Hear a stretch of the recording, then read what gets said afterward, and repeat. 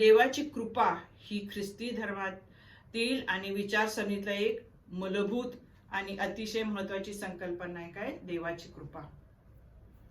आणि योहान त्याच्या शुभवर्तमानाच्या सुरुवातीलाच लिहितो की शब्द देही झाला, त्याने आम्हामध्ये वस्ती केली, तो कृपा व सत्य ह्यांनी परिपूर्ण होता. आम्ही त्याचे गौरव आणि ते पित्याच्या एकुलत्याचे असे गौरव आम्ही पाहिले. आपल्या सर्वांना त्याच्या पूर्णतेतून कृपेवर कृपा प्राप्त झाली, कारण नियमशास्त्र मोशेच्या द्वारे दिले गेले आणि कृपा व सत्य ही येशू ख्रिस्ताच्या द्वारे आलेली आहे. योहानाच्या पहिल्या अध्यायामध्ये आणि 17 वचनामध्ये ह्याचा उल्लेख केलेला आहे.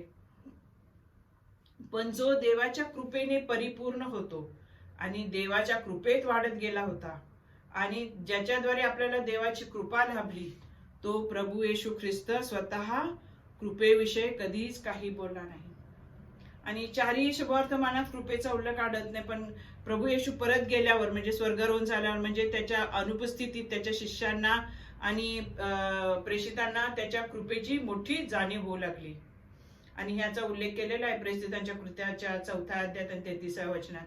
त्यांचा अनुभव त्यांनी लोकांना सांगितला आणि कृपेविषयी त्यांनी लिहिले. एकट्या पावलाच्या लिखाणातच कृपा हा शब्द जवळजवळ 90 पेक्षा अधिक वेळा आलेला आहे. आणि त्याच्या बहुतेक पत्रांच्या सुरुवात आणि समाप्तीत प्रभू येशू ख्रिस्ताची कृपा तुम्हावर असो ह्या शब्दांनी झालेली आहे. देवाची कृपा आपण विकत घेऊ शकत नाही, मागून मिळवू शकत नाही, चांगले कर्म करून कमावू शकत नाही. देव ती स्वतःहून देतो.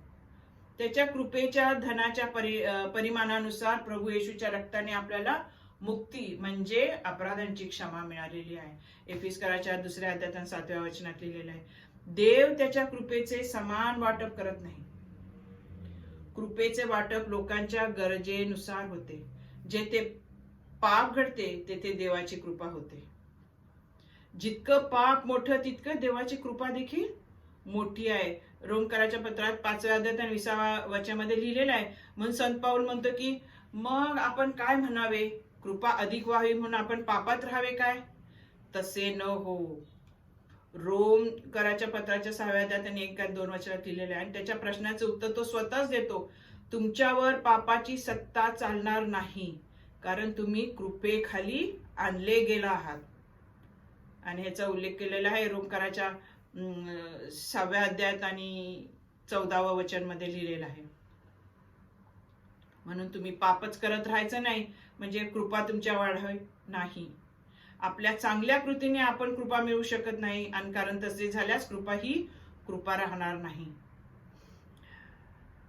देवाने आपल्याला आपल्या कामाप्रमाणे आपल्याला तारले असे नाही, पण त्याच्या स्वतःच्या योजनेप्रमाणे व कृपेने आपण तारले आहोत आणि पवित्र पाचारणाने बोलवलेले आहोत.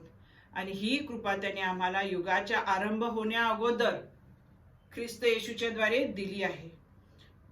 पण आपले तारण करणाऱ्या ख्रिस्त येशूच्या आगमनाने आता ती प्रगट झाली आहे.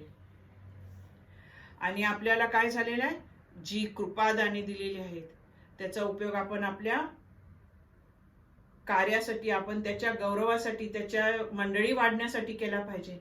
आणि आपल्या पापांवर आपल्याला कृपावर कृपा मिळालेली आहे आणि आपलं जे जीवन आहे ते वाढण्यासाठी, आपलं जीवन जे प्रभूच्या हातात आहे ते जे जीवन आहे ते वाढण्यासाठी किंवा आपल्याला त्याची कृपेची गरज आहे, आवश्यकता आहे. आणि ती फक्त आपल्याला येशू ख्रिस्तच पुरवणार आहे. कोण पुरवणार आहे? कृपा ही फक्त येशूद्वारेच आपल्याला मिळालेली आहे. आणि यासाठी आज आपण रोज काय केली पाहिजे? ही कृपा मिळवली पाहिजे.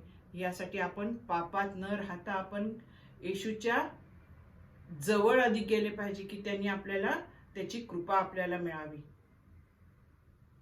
आणि ख्रिस्त येशूच्या आगमनाने आता ती प्रगट झालेली आहे. येशू ख्रिस्ताच्या द्वारे दिलेली आपण तारण करणाऱ्या येशू ख्रिस्ताच्या आगमनाने ती प्रगट झालेली आहे.